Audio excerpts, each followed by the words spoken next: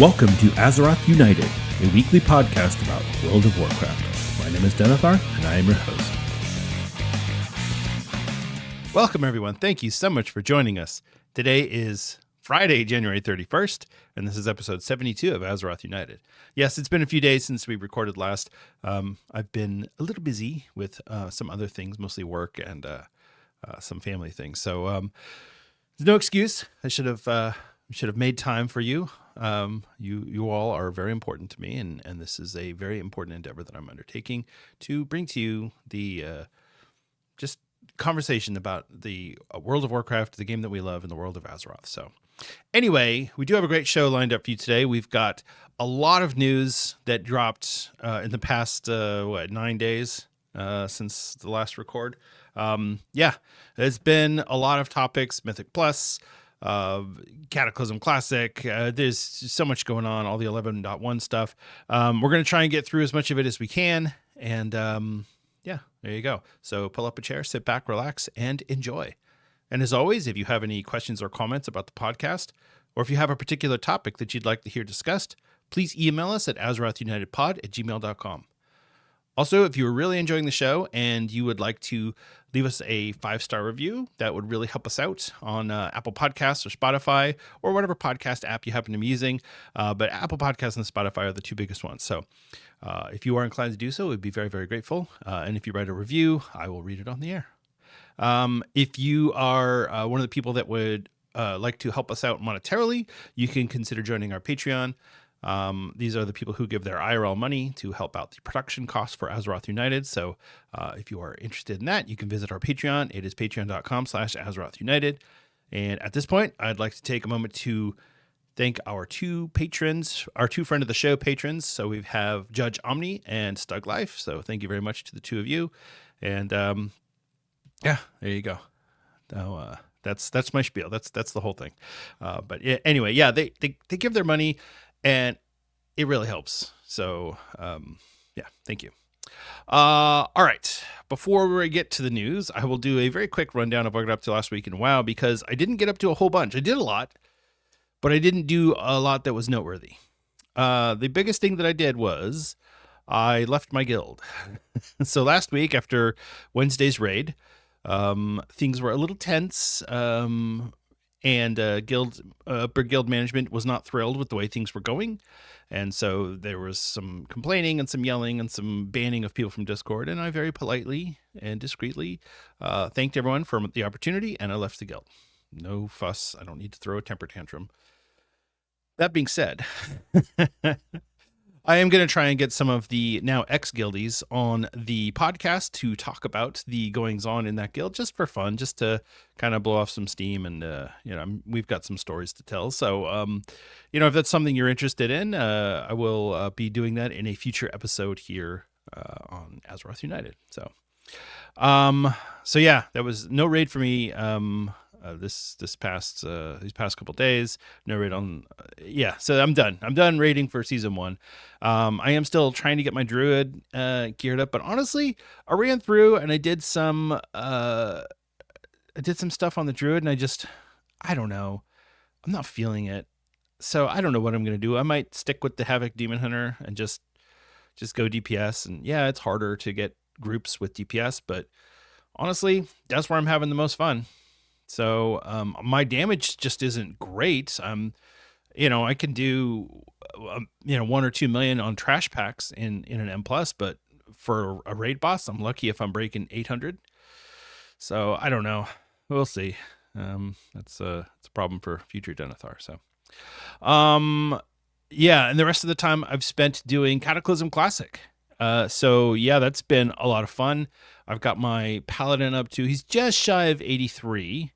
And I'll tell you, so I remember doing this previously, but when I did it last time, when it was out for the first time back in 2010, I went through Wrath of the Lich King. I had raid gear. I had Ice Crown gear. So when I went to the Cataclysm zones, I was already geared up. I was already, 260, 264, whatever the item level was. I forget now. My paladin got to level 80, and he was item level 138. So that was a little rough. going from fighting mobs in Northrend to fighting mobs in Mount Hyjal and Vashir. Yeah, it was a big jump, and I felt it. Now I think I'm up to like 263 or something like that. But it's been a slog trying to gear up and get gear. This was the first time that I remember now that Blizzard had that huge item level jump. It was after Wrath of the Lich King. Wrath of the Lich King just ran the numbers up with different raid types. So you had the 10 and 25 player raids, and then you had normal and heroic raids. So that just shot the numbers way up. It wasn't like that in Burning Crusade. So if you've been playing Classic, you know what I'm talking about. If you've got an alt that you're trying to level up, and yeah, you get that jump. It's great if you have heirloom gear, which I don't have because this is my highest level character, so I haven't had an opportunity to get any heirloom gear. So yeah, that's been a little weird and somewhat unfortunate, but yeah, that's what's going on. So I am having a lot of fun playing the Paladin. Paladin's really fun in Cataclysm. I'm doing prot. I've tanked a few dungeons, but for the most part, I'm just kind of keeping to myself because I really don't. Honestly, I started off trying to feel it out, and then I psyched myself out of running dungeons. So now I'm like, I don't know if I want to run dungeons because what if I don't know what I'm doing? And it's like, of course I know what I'm doing. I've run these dungeons hundreds of times, but you know, I'm allowing myself to talk myself out of doing it. So I'll probably run some dungeons tonight. We'll see how that goes. But yeah, I'm hoping to get to 85 within the next week. And we'll talk about what's coming up for a Cataclysm Classic in the news segment. So I think that's it. The snow is finally melting here in Ohio. So I'm able to go outside. It's been a little rainy today, but you know, it's nice to be able to go outside and see green, the grass. So yeah, I don't know if I might start maybe hitting some hiking trails or something. I got to lose some of the winter pounds. Yeah, get back in shape. So anyway, all right, that is enough of that. We do have a lot of news to go over and a lot to talk about, so let's get right into it.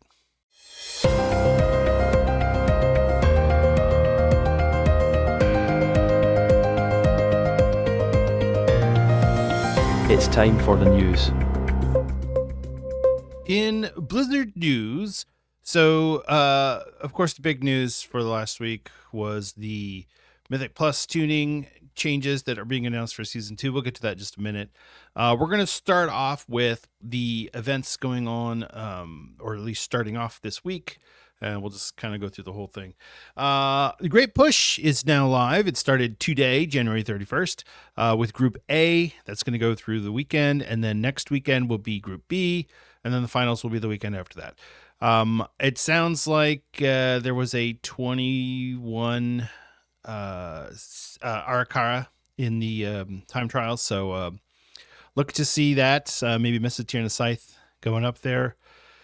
I'm not sure how high we're going to get this time around. These dungeons are a little tougher, and the Xal'atath's Guile affix certainly make things more difficult, but they are starting at 16, so Keystone level 16, so we'll see how that goes. The Great Push is a good format. I really like the Great Push because it causes them to try to challenge themselves in different ways. Whereas MDI is street speed. Like, how fast can you go? How many mobs can you pull at once? How many skips can you do? The Great Push is like, how high can we go? Can we do a 22? Maybe. Can we time a 22? That's the real question. And then if you wipe, do you just start over? Or do you keep going? So these are the questions you have to ask. So anyway, the Great Push is going on live. We'll have the link to the Radar.io coverage in the show notes. But, if you like the WoW esports, I think the Great Push is definitely worth checking out. So if you haven't looked at Arena World Championships, MDI, Race to World First, any of that stuff, check out the Great Push. It's fun. The announcers are really knowledgeable. They make it very entertaining. I really like it. I think it's a good format. If I had to pick, I would say Great Push and Race to World First are my two favorites WoW esports. But, well, there you go.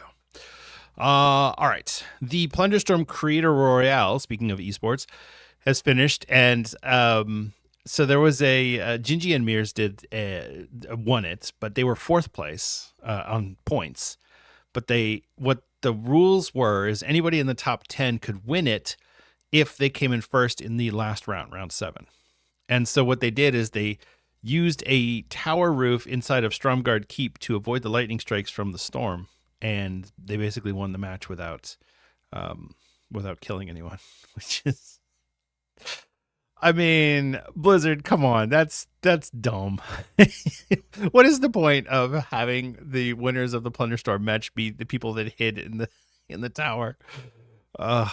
Anyway, yeah, that happened. Hopefully the next time around they will eliminate that possibility. You know what? Honestly, I would like it if we could get a new location. I think that would be really cool. It's something different other than Arathi Highlands. So yeah, it's just my thought. Okay, the February 2025 trading post is almost here. It'll be here tomorrow. And probably when you're listening to this, it'll be here today. So we're going to get a couple of things. We're going to get 500 bonus traders tenders to celebrate the 2-year anniversary of the trading post. So that's pretty cool. The Traveler's Log reward is the ornate pink lunar festival attire. So it's just an outfit. And then some previous items from the trading post are going to be coming back on some of the different vendors that are around the trading post. So I'm not sure if it's all items are coming back or just a select few. It wasn't exactly clear, but definitely check out the traders trading post this time around. It's going to have quite a bit to do. So the big thing for me is this Silver Moon Sweeper. It's like a speeder bike on a broom. It looks really cool. If you haven't seen it, definitely go check it out, or go look at the trading post after the reset. But yeah, it's really cool. So it's 600 attendees, and I'm like, yeah, I'm getting that. I'm getting that for sure. Yeah. Okay. So that's the kind of the housekeeping of here's the special events that are going on. We'll still go through all of the what's going on this week in World of Warcraft towards the end, but I want to get into these Mythic Plus dungeon changes, the 11.1 class tuning. We've got the D.R.I.V.E official preview. There's a lot that Blizzard has released for patch 11.1 last week, and so we're going to go over some of that right now. Let's start with the class hot fixes. Okay, so first off, a lot of classes are getting buffed. Frost DKs, buffed. Unholy DKs, buffed. Demon Hunters, hella buffed. It looks like Havoc Demon Hunters are getting really buffed. I don't know if that's because their set bonuses getting nerfed. I'm not sure. But so Havoc Demon Hunters, Vengeance Demon Hunters look like they're getting a slight nerf. I'm not sure. But anyway, Havoc Demon Hunters definitely getting a buff there. Druids, balanced druids are getting a slight buff. Feral druids, all ability damage increased by 8%. They're just across the board. Like, hey, feral, you need to do more damage. Evokers, slight buffs to Flame Shaper, hero talents. Hunters, Beast Mastery is getting buffs. Marksman is getting buffs. Marksman is getting modifications. I wouldn't call it a buff. It's getting changed a little bit. They're getting a slight buff. Mages getting buffs. Arcane Barrage, Frostfire getting. Actually, Frostfire is getting a little bit of a. No, it's a buff. Yeah, it's a buff. Yeah. So basically, Blizzard is going through and buffing across the board. Brewmaster, Mistweaver, Holy Paladin, Outlaw Rogue, Arms Warrior, Fury Warrior. Arms Warrior's got some really cool new animations too. Arms Warrior and Fury Warrior are getting huge buffs. And so I've got my Fury Warrior and I've got my Prot Warrior, and it's like, well, do I want to come back to Fury Warrior? Because I love playing Fury Warrior, but I guess we'll see. Yeah, so that's what's going on there. I mean, like I said, this stuff is all going to change potentially 20 more times before patch 11.1 goes live. But what Blizzard is trying to do is they're trying to buff the classes, make things work a little bit better. They're trying to not have meta specs. Notice I didn't say anything about Shaman in there. It's because instead of nerfing Shaman, they're bringing everyone up to that level, which I think is good. So, okay, let's go through. I'm rushing through this because I really want to get to this Mythic Plus change because this is like the really meaty stuff. Okay. Blizzard said, we're rolling out some changes to Mythic Plus with the release of The War Within Season 2 and wanted to share a few more insights on what you can expect to see when those changes arrive on the undermined public test realms. Cool. Over the course of The War Within Season 1, the development team has received extensive feedback on Mythic Dungeons, much of which revolved around frustrations, especially in trying to progress through the system, primarily in pickup groups. So this is, okay, we hear you. We get it. We understand. Common areas of criticism have included the sense that players were faced with too many mechanics at once, that failure was too punishing, that rewards felt insufficient for the challenge and effort required, and that it could be hard for many players to find groups as the community gravitated towards meta specs to help cope with these difficulties. All true. These things are all true. And Blizzard coming out and acknowledging it right off the bat, we hear you. We get it. We're trying to fix it. I appreciate this so much because I was one of the people that complained. I said Mythic Plus was too hard. I know some people were like, oh, you need to get out there. You just need to do keys. It's like, I get it. And I could probably do keys at this point with my gear and with where my character is and whatnot, but I was not having fun. I just wasn't having fun. So, all right, let's continue on here. We have already approached our Season 2 dungeon rollout on the PTR and ongoing tuning with an eye towards addressing mechanical issues. Cast times on critical enemy spells have been significantly increased, making it easier to interrupt.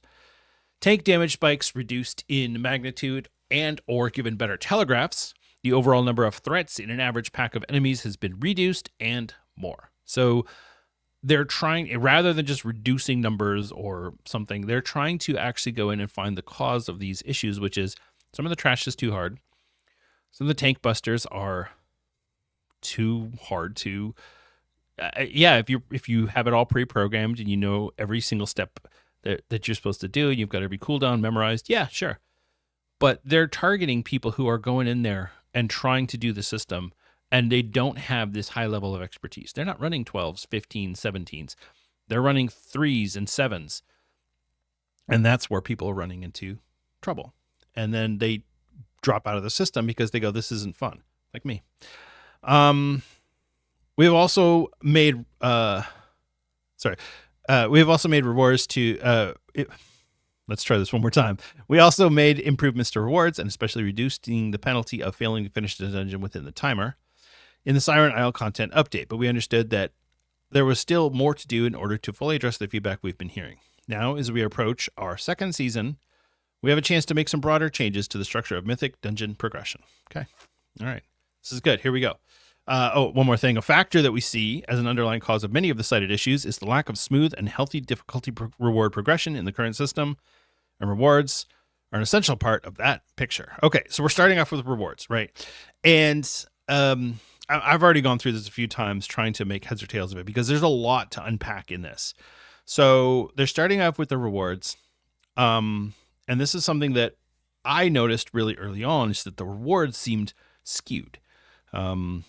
Mythic Zeros rewarding veteran gear, Delves rewarding way too high gear, and then why would I run a 2 when I could run Delves and get better gear? So the introduction of Delves have significantly changed the endgame reward ecosystem. Players who were accustomed to doing M+ in past expansions may have geared up in Delves at the start of the War Within Season 1, and then looked at the M+ reward track and found few or no rewards worth their time below the Mythic 7 level or so.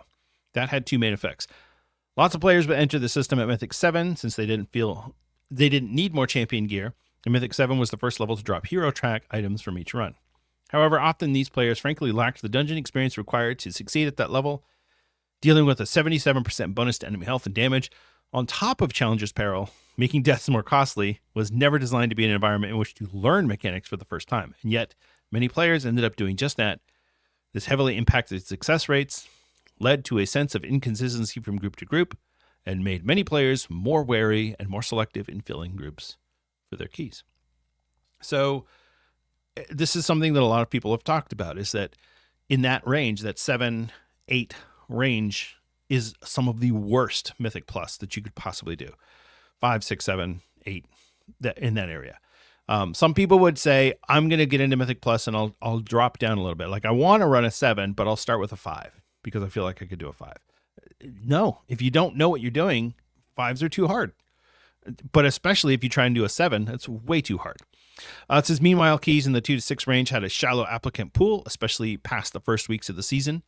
This meant that even players who tried to start a lower difficulty level in order to build up experience to succeed at 7+ keys also had a hard time finding and forming groups, experiencing many of the same frustrations. So this is what I saw. You'd go in there, you're doing a 4, you're doing a 5, because you think, all right, here's what I'm going to do. I'm going to be good. I'm going to do a lower level key because I'm not good enough yet. And no, you're in there with people who have no clue. They don't know what their interrupts are. I literally ran with a shaman who was like, what's my interrupt? Or no, sorry, it was a monk. What is my interrupt called? Seriously, dude? This is your what? So I've had healers who don't know how to heal because they were carried by higher level players, and now that suddenly they're doing it on their own. Oh, wait, I don't have a max level geared 628 tank who's healing themselves through the dungeon. What? So yeah, it was really frustrating. And I had a really hard time. I'd go in there on my tank and I would get obliterated, and then it's my fault because I pulled too many, or because I didn't use the right cooldowns, or I didn't have the right defensives available. These are all things that impacted my ability to enjoy Mythic Plus this season. I've done a lot of Mythic Plus, especially in Dragonflight, but I did a lot in Shadowlands too. Nothing like this. I was not prepared for this at all. And so when I started doing Mythic Plus and realized this is hard, and not just because the dungeons are hard, which they are, but they're doable, but not if you have a group who has no clue how to play. They learned how to play in Delves, or they geared up in Delves, which doesn't really teach you how to play Mythic Plus. Like, okay, it teaches you how to move out of stuff. Big, broadly telegraphed moves that the mobs do. Okay. Interrupt. Oh, I'm casting a spell. I'm a charging my fireball. Yeah, okay, it's easy to interrupt. Mythic Plus is like, oh, you missed your interrupt. Oh, man, now we're wiped. Yeah, it's not fun. So I really appreciate this. I feel like Blizzard nailed it. They really did a good job with how they approached how they're approaching this. They understand the problem. They really understand it. And that, to me, is the biggest thing. Is in the past, Blizzard will say things and you go, well, that's kind of it, but you still don't quite understand the system. You don't understand the problem. You don't understand what players are experiencing on a daily basis. They get it right here. These 2 paragraphs right here are talking to me and players like me who I want to be running 7s, but I can't because I'm not good enough, because I never learned. So I tried running lower keys and I got frustrated and I gave up. They're talking to me. Thank you, Blizzard. You're the best. All right. Let's move down here. Looking ahead to Season 2, our aim is to make the Mythic Dungeon system more rewarding from the outset and to smooth out the difficulty progression so that each step feels approachable. To that end, we are making the following changes. Okay, here we go. This is what they're actually changing to make this work. Baseline Mythic, aka Mythic 0, dungeons will now award champion track gear from each boss with a weekly instance lockout. I'm so glad they're doing this. I don't know why they changed it. That was the dumbest. That basically ruined Mythic 0. It was at least somewhat useful in Dragonflight Season 4. In the War Within Season 1, it has been absolutely worthless. The health and damage of enemies in those dungeons has increased to reflect the improved rewards, while keeping Mythic 0 an accessible point of entry for players beginning their Season 2 gearing journey, and those looking to learn dungeons in a lower stakes environment. Okay, so they're increasing the base level, which is Mythic 0. So they're making Mythic a little bit harder, but they're going to...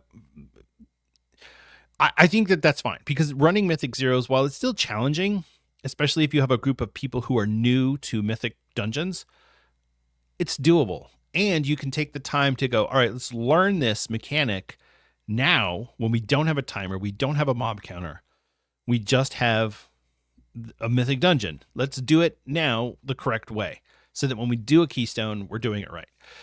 From Mythic 2 to Mythic 10, each level will now increase the health and damage of enemies by 7%, down from the previous 10%. per level scaling will remain at 10% for Mythic 11 onwards. So this is what they're doing. They're increasing the base of Mythic 0, but reducing the gap between each one, which will make progressing through the system easier as you go through level 10, which is the way it should be. We should be able to get to level 10 through a lot of hard work and determination, but it should be doable. It shouldn't be these huge steps that you have to climb each level of the way, especially with the affixes. Okay, the Xal'atath's Bargain rotating affixes will move up from Mythic 2 to Mythic 4, leaving no affixes other than the existence of a timer at the 2 entry levels of the M+ system. This is amazing.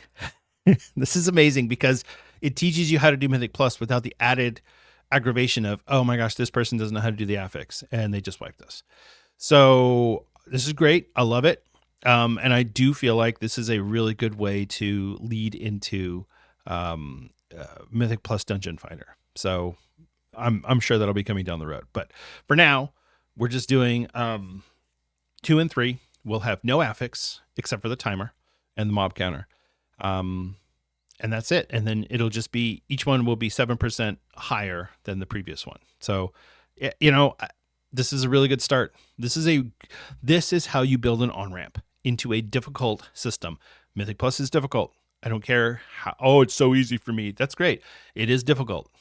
It's a hard thing to learn how to do. Once you've learned it, it's a lot easier. But if you're starting out and you need a ramp, you want something a little smoother than what they've had previously. So this is great. The alternating cycle of Tyrannical and Fortified will move up from Mythic 4 to replace the Challenger's Peril affix at Mythic 7, with the other one continuing to take effect at Mythic 10. So it's going to go Timer at 2, Bargain at 4, Tyrannical or Fortified at 7, and then Tyrannical or Fortified at 10. So from 2 to 10, or really 12 or through 11, we will have only those affixes. So no more Challenger's Peril, no more of this death counter nonsense. No. It's going to get harder as you go through the system, which is how it should be. At Mythic 12, instead of an additional 10% increase to enemy health, Xal'atath's Guile will now include the increased timer penalty for deaths that was formerly part of Challenger's Peril as a replacement for the rotating Bargain affixes. While the mechanic could feel overly punishing for groups still learning and progressing towards gear rewards, a focus on clean execution remains appropriate for the upper echelons of the system, and removing that extra 10% stats should make the transition into the prestige tiers of the system feel like less of a wall. This is great, again, because now what you're saying is, okay, you're at level 12, so no more of the Bargain affixes. Now you just can't die, because if you die, you're going to screw over your run. I think that's great, because those groups don't want to die anyway. So essentially, they don't have an affix at 12. This is great. This is fantastic. I cannot have picked a better way to handle this problem than what Blizzard is doing right now. I think this is fantastic. I don't think it's going to add the extra time that Challenger's Peril got at some point in 1107, but we'll see. The requirement to achieve some key reward tiers have been reduced. Example, hero track gear is now available in end of run chests from Mythic 6 dungeons, and gilded crests are available from Mythic 7 up. They're basically increasing the level of Mythic Plus rewards in comparison to Delves. So I think Delves are going to stay the same, but you're going to get equivalent gear from a Mythic. You're going to get equivalent gear in Mythic Plus earlier than you would previously in Season 1. So, right. So here's the breakdown that Blizzard gave us of the new rewards and affixes. And I'm not going to read the whole thing to you, but basically, like I said, yeah, at Mythic 6 Keystone, you're going to get Hero 1 at the in the chest and a Hero 3 in the vault. You'll get your 18 runed crests. So that's your rewards for a 6. Okay. So if you're going to do a 2, let's say you're brand new, you're just starting out, you want to start at the beginning, so you're going to do a 2. You have no affix, just the timer. You'll get Champion 2 at the end of the run, and you'll get Hero 1 in the vault. Hallelujah. So this gives people a way to, I'm just going to run a couple of keys, and get some hero gear, because that's what people want. They don't want to have to go, well, I need to run, what was it, a 3 or 4 to try and get hero gear. And the runed crests start at 2. So if you do a mythic 2, you're going to get runed crests at the end. 10 runed crests for completing a 2, 12 for completing a 3, 14 for completing a 4, and so on. The gilded crests will start at 7. So 10 gilded crests at 7, 8 at 12, or 12 at 8, sorry, and 14 at 9, and so on. I'll have a chart that Blizzard put in the post and I'll put it on the video if you're watching this on YouTube, or I'll put it in the show notes. But basically, they've made it so that all of these progressions make sense. Mythic track gear in the Great Vault is still at Mythic 10. But instead of having to do a 9, which was the beginning of the War Within, to get Gilded Crests, now you can do a 7 to get Gilded Crests. And there's no Challenger's Peril. You just have Xal'atath's Bargain and either Fortified or Tyrannical. That's it. That's all you have to deal with. That's doable. People can actually do that. So this is so incredibly amazing. I'm so happy with how Blizzard has done this. On balance, this version of the system should have a more rewarding point of entry, smoother progression, and overall lower difficulty than players experienced in Season 1. Yep, that absolutely. Here's the last one. One additional note and of relevance to players in the upper end of the system. We are changing the rating requirement for the new Keystone Legend achievement being added in Season 2, moving it from 2850 to 3000. This is being done to keep it at a comparable level of challenge and prestige after the changes to overall scaling. We will also be decoupling this achievement from the system that allows players to set a floor for their high-level keystones. Instead, once a player has finished all 8 seasonal dungeons at Mythic 12 within the timer, their keystone will no longer automatically level below 12. Once a player has timed all dungeons at Mythic 13, the new floor will be 13, and so on for all key levels at or above 12. So, as you progress through the system, as long as you're hitting all 8 dungeons, timing it at 12, or at least at 12, then you can't drop below a 12. So, yeah, that's going to be how they're handling it. Now, the Keystone Legend will just be another achievement along the way. You'll get your mount and whatever. And having it be 3000 makes more sense than 2850. That felt a little weird. So, overall, this is just a fantastic change. I love their approach to this. I think Blizzard finally understands what it is that players are talking about, and they're willing to go for it. They're like, okay, we're going to make this work. We're going to make this happen. This makes me so happy. I'm loving it. So, all right. Oh boy, that was a lot. I'm sorry. Lots of words. Yeah, I wanted to get through that and really kind of talk through it. We'll discuss it more in the weeks ahead as we come into patch 11.1 and season 2. But for now, let's just let that hang there and just, yeah, we'll kind of we'll let that settle and simmer a little bit, and then we'll go on. All right, let's move on because we still have a lot more news to get through.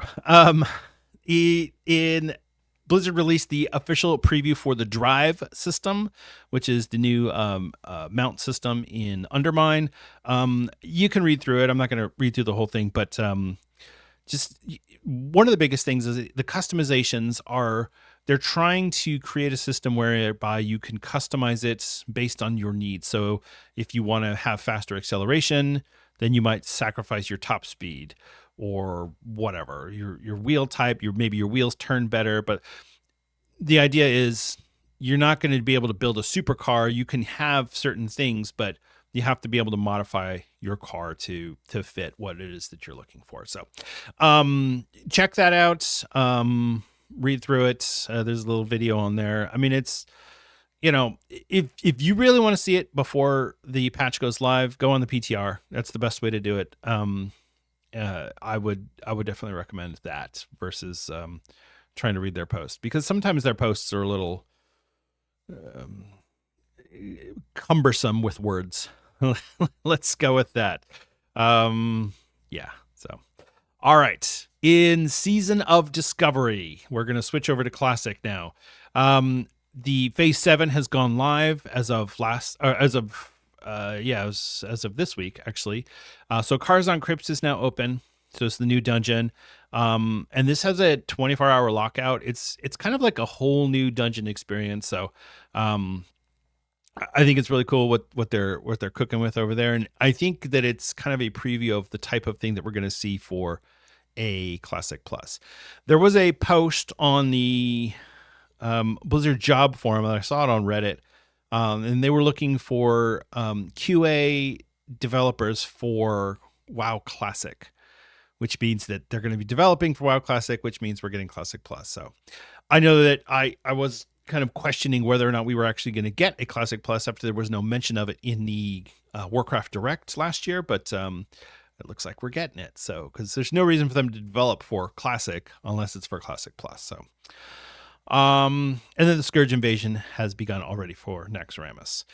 And then next week, February 6th, Naxxramas will open at 1 o'clock p.m. Pacific. That's a worldwide open. So I think the European people will get it in the middle of the night. And, Asia and Australia will get it in the morning. So best of luck there on your journeys into Nax, on your Season of Discovery characters. I'm sure they have plenty of fun stuff in there.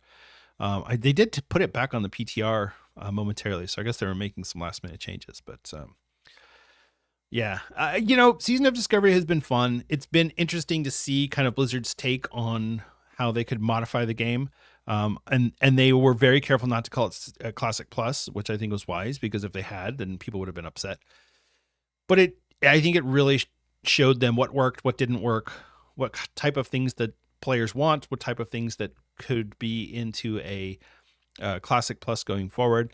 I definitely want to do some conversations about Classic Plus. I did go onto the Countdown to Classic podcast with Josh Corbett a few times, talking about Classic Plus. Everybody's got a different opinion, and that's fine.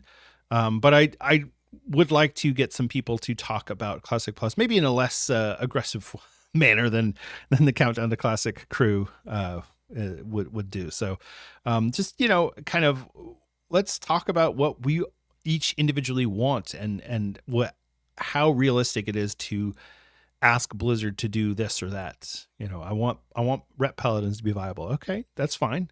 I feel like that's a good ask. I want dragon riding in Classic. Maybe not. Maybe that's not a good ask. So, but it's a down the road thing, and we'll talk about that at some point in the future. So, all right, Cataclysm Classic. So Hour of Twilight is on the PTR now. The raid testing for Dragon Soul is going on. I think the dungeons are available as well. So it's going to be the Hour of Twilight, End Time, and the Well of Eternity dungeons. Yeah. So Blizzard gave us a little clue as to when we can expect this patch, and it kind of threw a monkey wrench into my timeline of what I thought things were going to happen. So what they said is the PvP Season 10 is going to end on February 10th. Now, generally speaking, what Blizzard has done is they've given that notice that a PvP season is ending so people can get their ratings and whatever. And then it ends a week before the launch of the next patch. Or the next phase, I should say. So more than likely, the Cataclysm Classic will launch on February 18th. Phase 4 will launch on February 18th. I don't know if we're going to get Dragon Soul right away. It might be another week out until we get the actual Dragon Soul raid. But yeah, that's coming along. Now, I had originally predicted that we would get patch 11.1 on February 18th.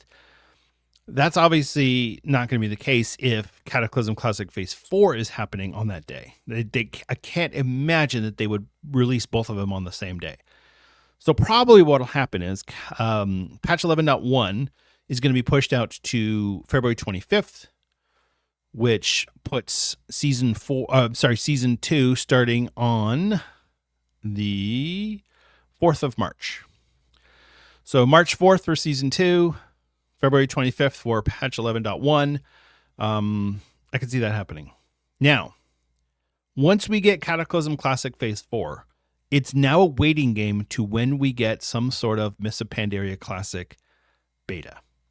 I don't know how long that's going to be. There's a lot of features in Mists of Pandaria that are changing things around that Blizzard is going to want to test in the Classic client. you've got the new talents, you've got pet battles, you've got scenarios.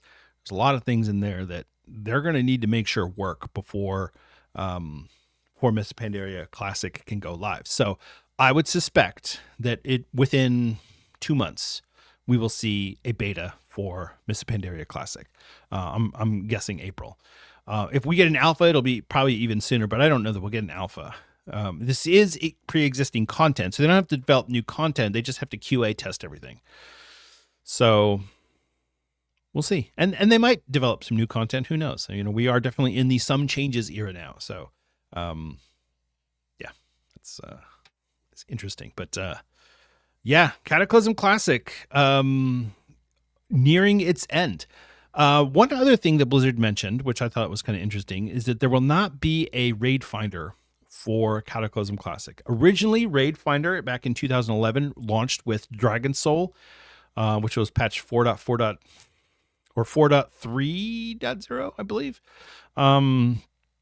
Yeah, so we got Raid Finder back in 2011. This time around, no Raid Finder. And Blizzard's reasoning for it is, I guess they were trying to make things work a certain way, and they couldn't. And so they, rather than mess with it, they just scrapped it. So there's just no Raid Finder this time around. So we'll probably get Raid Finder as a Mythic Pandaria Classic feature. I could see that being something that they built into the beta test for Mythic Pandaria rather than having it in the PTR for Phase 4 of Cataclysm Classic. So what does that mean for the future of Classic? Well, not much. It just means that people won't be able to do Raid Finder for Dragon Soul. That's about it. Now, Blizzard did say that for the gear that drops in Raid Finder, they're going to have an alternate method for getting that gear. So I don't know what that looks like, but that's what they're saying. So I guess we'll find out what that looks like in the next couple of weeks. So yeah, we are if assuming February 18th, which they have not officially stated yet. So we've got like 2.5 weeks, 2.5 weeks to go for Phase 4, and then probably another week for Dragon Soul Raid. So okay. Yeah, that's all of the news. It's a lot. I know. I'm sorry. Sometimes there's a lot of news. That Mythic Plus dungeon changes that. Whew. I was going to have that be the main topic of the week, but I didn't want to spend a long time talking about it because I feel like the post is pretty self-explanatory. I want to let it sit for a couple weeks or maybe a week or so and then hit it. Actually, that might not be a bad one to do next week. We'll see. We'll talk about it. Have some thoughts on how I want to approach that. All right, let's get into this week in World of Warcraft because we do have some things there as well. This is the War Within Season 1, Week 21. The affixes for the week are +2 affix is Devour, which is players are periodically afflicted with a heal absorb while in combat. Yeah, I mean, this is just, you either have to heal it up or you have to dispel it. So if you've got to dispel, my Blood DKO is doing Anti-Magic Shell, which worked great. If you are a class with a dispel, make sure you spec into your dispel this week. Save your healer some heartache. Some classes can't do anything about it. Rogues, warriors, demon hunters, I think. There's nothing they can do. So, or very little that they can do. And then the +4 affix is Fortified. You know it, you love it, you love to see it. Bosses or non-bosses have 20% more health and do 20% more damage. It'll be really interesting to see how this works now going as a +7 and 10 affix instead of +4. So I have a feeling that trash and bosses are going to melt until you get to 7 on M+ in Season 2. So, all right, the weekly events are as follows. We've got a lot. Classic Time Walking. So this is what, week 4, 5 for the Turbulent Timeways. So you'll get the Sign of the Past buff. Classic reputation gains from combat and quests increased by 50%. You can pick up the quest An Original Path Through Time from Archivist Verthrune in Dornagal to defeat 5 Time Walking dungeons, and you will be rewarded with a heroic cache of Nerubian treasure, blah, blah, blah, blah, blah. You know the drill. The dungeons are the Dead Mine, Zul'Farrak, Dire Maul West, the Warpwood Quarter, Dire Maul East, the Warpwood Quarter. Dire Maul West, the Capital Gardens. I always get those two confused. Stratholme Main Gate, which is the Scarlet Strat. And then Stratholme Service Entrance, which is the Baron Strat. So, yeah, if you feel like slugging it out in those old dungeons, and have fun. And make sure you're doing your 4 time walking dungeons to get your buff so you can get your B mount. The PvP brawl this week is Gravity Lapse, which is just Eye of the Storm, and the gravity will occasionally shut off. So, gravity will occasionally shut off so everyone can fly through the air, and then it will turn back on, and then you'll all fall to the ground. It's not much in the way of brawls. It's basically just Eye of Storm other than that one component. So, but when you zone in, you'll get the quest Something Different to win a PvP brawl, and you will be rewarded with Conquest, Honor, and Marks of Honor. Holiday events. We've got the Lunar Festival started a few days ago. This is, I love this one because if you're leveling up an alt, this is a great one to just go around. There are now 100, Lunar Elders scattered throughout the world. There are 8 new ones being added for Khazal-Gar. So make sure you hit those up and get that achievement. But yeah, if you've got an alt and you haven't done this before, that's a lot of XP. Not just from the quest itself, but from discovering things, and this a lot. So either make your way around the world or find yourself a friendly mage who can help you travel. Don't forget the portals in Stormwind to the Cataclysm zones. Those will really help you get around, or Stormwind or Orgrimmar, I should say. I'm just so used to playing Alliance. That will run through February 11th on Modern WoW and February 18th on Cataclysm Classic. I don't know why they're having it go so long, but it is. I guess it'll end when the new phase comes out. I guess that's what they're doing there. So, all right, Love is in the Air. We'll start on February 3rd. That'll run through February 17th on both versions of WoW, Modern and Classic. I believe it's the same as it was when they updated it in Dragonflight, so shouldn't be anything new there. It'll be just like it was last year. But go do the the Crown Chemical Co. dungeon event and get your hearts and try and get your love rocket and fail and be sad. Yeah, there you go. The Dark Moon Fair is in town starting on Sunday for Modern WoW, and it is currently in town on Classic. So that will go through Saturday on the Classic servers, and then it'll pick up on Sunday in the Modern WoW servers and go through Saturday, the February 8th on those that game version. So it's interesting how they have the Dark Moon Fair going every 2 weeks on Classic, but then it's always on the last or the first Sunday of the month on Modern WoW. I don't know why, but definitely check out the fair. If you're in the War Within, if you're doing trade skills, it's a really good way to get some knowledge points, do your quests there. It's always fun to go to the fair. I really like it, but you know the fair, you know what I'm doing. All right.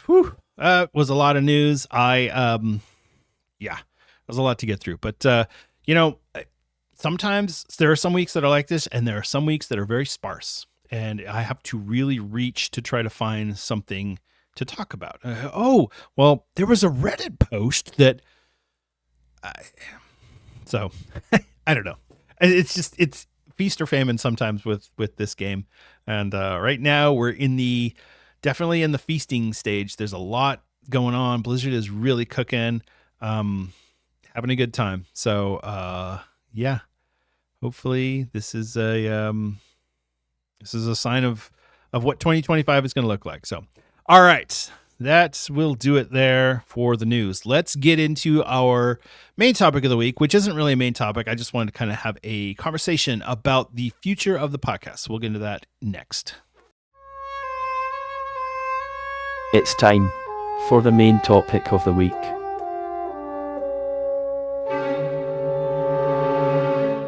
So, those of you who have been listening to this podcast for some length of time know that I've tried a couple of times to change the format around, maybe trim down the news, maybe beef it back up.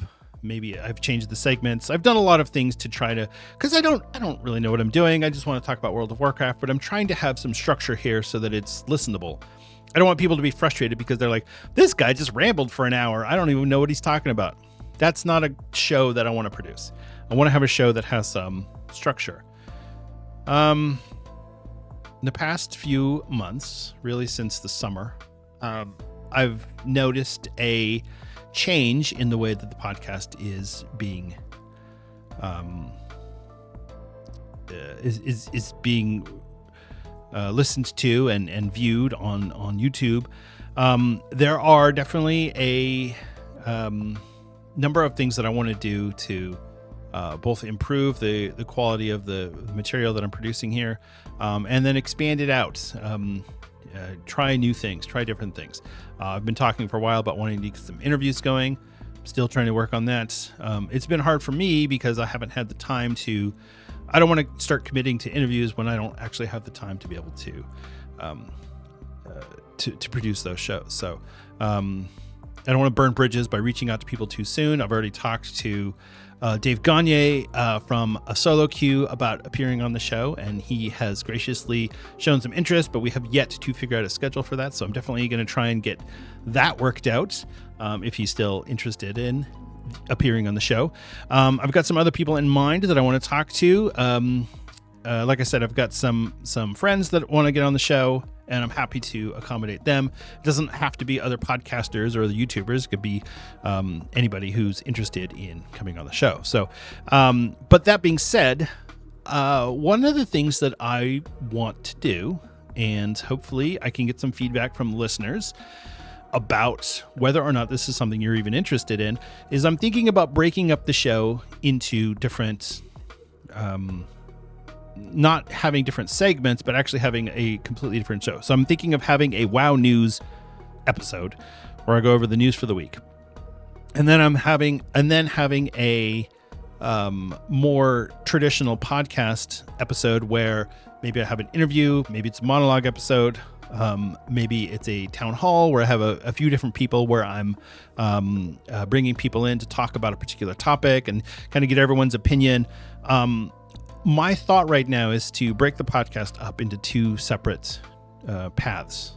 They're both going to be under the same channel. You'll still be under Azeroth United, but I would have a episode. So rather than having episode number whatever, it would just be the weekly news. Here's the news for the week.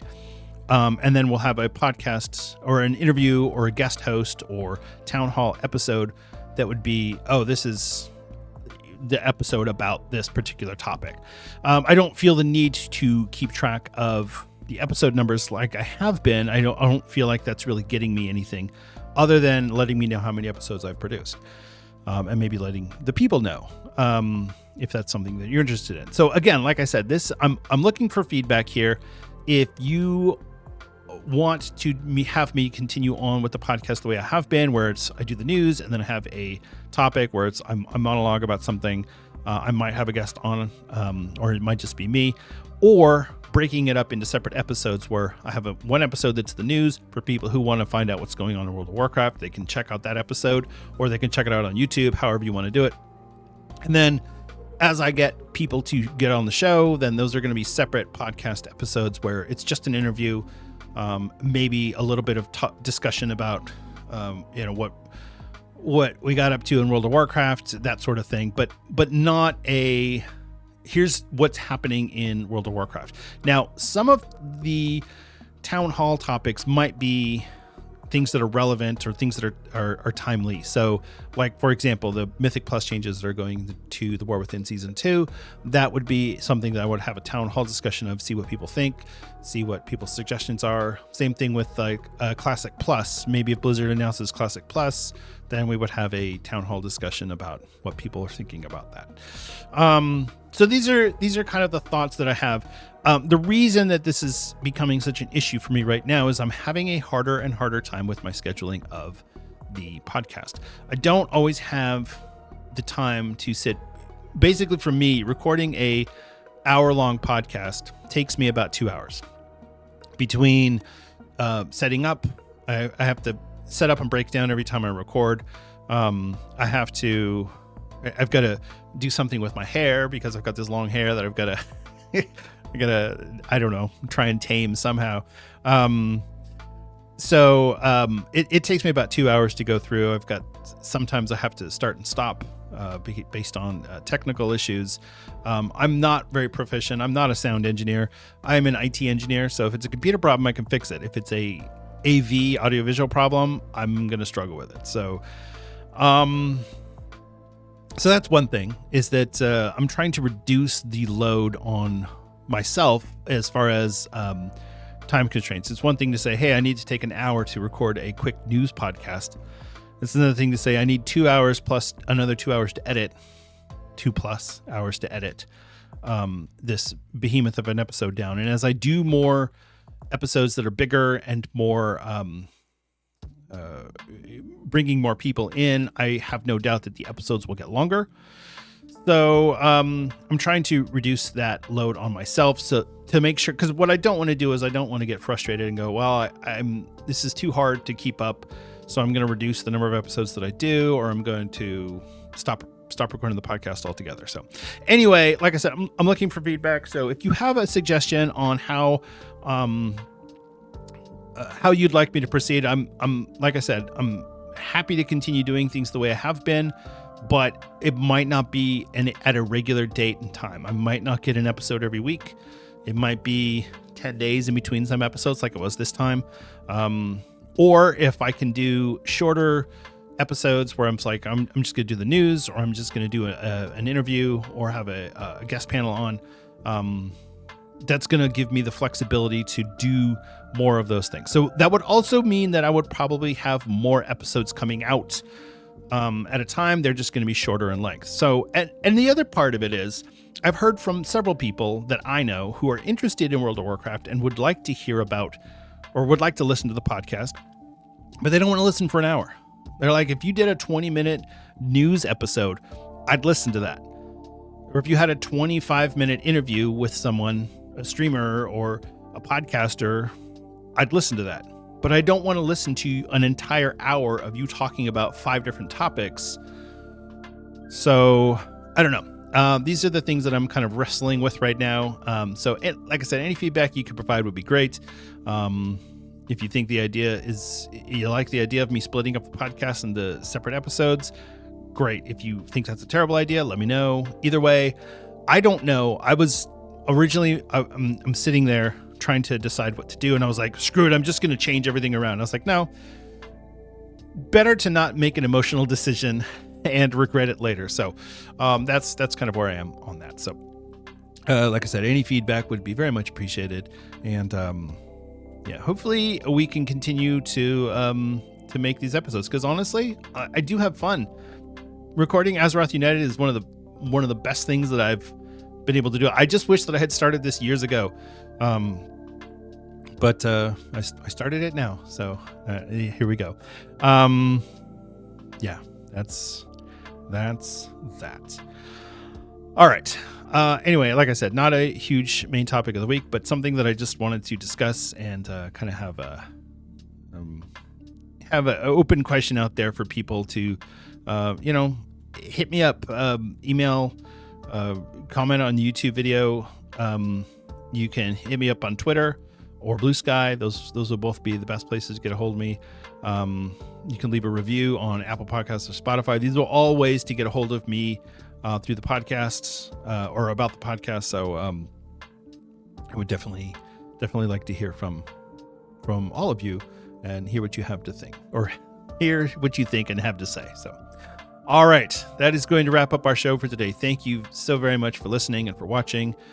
As I've said many times before, it is always a pleasure and a privilege for me to get on this microphone and speak to you. I have enjoyed this tremendously, and I want to continue doing this. I'd like to be able to do this 10 years from now. World of Warcraft patch, 15.3 or whatever. I don't know where we're going to be. I'm having fun. So I want to continue to have fun, and I don't ever want this to become a chore that I feel like I have to do, or I start to resent for some reason. I'm enjoying it, and I want to keep it that way. So I'm trying to come up with ways to make it a little bit more palatable. So, All right. If you want to get hold of me, you can reach me on Twitter or Blue Sky. I'm at Denethar on both of those platforms. You can also reach me on YouTube or Twitch. I am Denethar01 on both of those platforms. The streaming has been light recently, and it's going to be even lighter since I'm not raiding anymore. But yeah, that's how it goes. You can also check out all the Azeroth United related links. Those are all going to be on our link tree at linktr.ee/Azeroth United. It's got our Discord server. It's got our Patreon. It's got our Twitter and Blue Sky handles on there. I think it's got our Spotify link on there. A couple of other things. So yeah, definitely check that out as well if you want to get a hold of us that way. And that's it. But yeah, please send any feedback that you can. I would really appreciate it. If you don't feel like going through any of those channels and you're just like, I don't know, whatever, just pop a comment on the YouTube video. That would be great too. And if you hate the podcast and you're like, I don't know why I wasted an hour of my time or 45 minutes of my time, whatever, say that. You know what? Tell me, hey, you know what? Your podcast is terrible. Maybe I need to hear that. Maybe I need to do better. Get good, noob. So, all right. That is it. So, oh boy. All right. Well, do remember to be good to each other out there. That's a real person on the other side of that keyboard. Maybe it's just a terrible podcaster or a boring YouTuber, and you can still be nice to them, and you don't have to spew hate at them on the comments. You can just say, hey, you know what? Maybe you could work on this, and that would be great. That would brighten up their day. Give them some positive feedback. So, anyway, sorry. No, say whatever you want. I don't care. It's fine. But do be good to each other out there. It's really important that we are. Just smile and try to be understanding of what everybody's going through. So, all right. Take care. I love you all, and I'll see you in Azeroth.